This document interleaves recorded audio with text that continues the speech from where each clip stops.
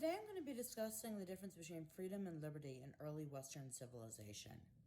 It was not until reading Daniel Hannan's book Inventing Freedom that I realized how important the English language was to the development of freedom and liberty. According to Hannan, quote, "The English is freewheeling and voracious. It contains more than twice as many words as the French, more than 3 times as many as Spanish. But the bigger factor is that English was unregulated and therefore free to assimilate anything it found useful." End quote. The English language is unique in that it offers the words liberty and freedom. According to Hannan Finichel-Piniquet, in her article, "Are Freedom and Liberty Twins?" In no other European language, ancient or modern, does such a choice exist, both having freedom and liberty as words. For example, German knows only Freiheit and French Liberté, and so on. The assignment asks for the difference between liberty and freedom in Western civilizations. Well, the first problem I ran into with this question was, what is early Western civilization? Some date it back to the ancient Greeks and Romans, whereas others do not. I decided to begin with England, similarly to Daniel Hannan, because in his book Inventing Freedom, because the words liberty and freedom are English words, and they only exist in the English language.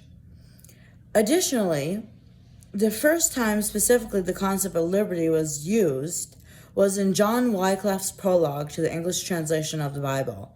He says the Bible is the government of the people, for the people, and by the people. Hannan states, "In no other language could such a concept have been verbalized at the time." End quote.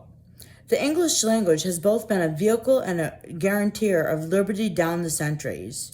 These words, spoken by the morning star of the Reformation, John Wycliffe, in 1384, were later used by Abraham Lincoln in 1863 at the National Soldiers Cemetery in Gettysburg.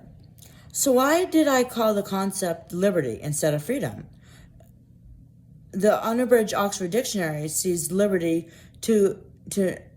sees little difference between liberty and freedom. The words, they are considered to be particularly interchangeable. Their meaning is used as synonyms. Since English is a hybrid language, we are dealing with words whose roots come from different linguistic sources. Liberty is from a Latin word meaning unbound. Freedom is from a Welsh or Sanskrit root meaning love, hence friend, meaning one who is loved. The roots of the words liberty and freedom clearly point to decidedly different things.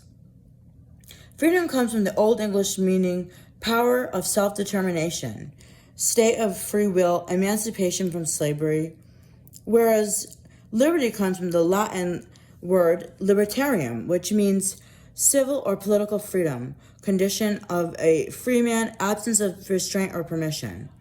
Freedom is actually an internal construct, whereas liberty is a predominantly external construct. This is why when we see John Wycliffe's statement, the Bible is for the government, of the people, for by the people, and for the people, it is referring to a political and social system. This early Western concept is liberty. This is different from early English as well as ancient Greco-Roman concepts of freedom that saw it as an internal condition of an individual. In John Wycliffe's book on the truth of the Holy Scriptures, Wycliffe sought to restore an idealized past, even if that meant taking revolutionary steps in the present to recover what had been lost. In this work, he outlines the concepts of both freedom and liberty. He believed the church attained too much wealth and had fallen away from the teachings of Jesus. He opposed indulgences and believed in salvation through faith. He believed priests should be able to marry and be accountable to the civil court like everybody else. He rejected papal authority and put a special emphasis on reading the Bible independent of authority.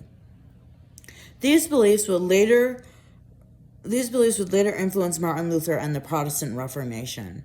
John Wycliffe is an important pioneer in the conceptions of freedom and liberty because he both believed in internal independence, like reading the Bible on your own, which could be seen as the concept of freedom.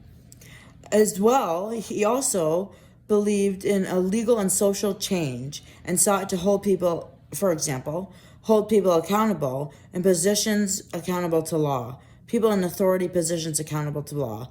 This would be the concept of liberty. And that's the difference between freedom of liberty and liberty in early Western civilization. Thank you.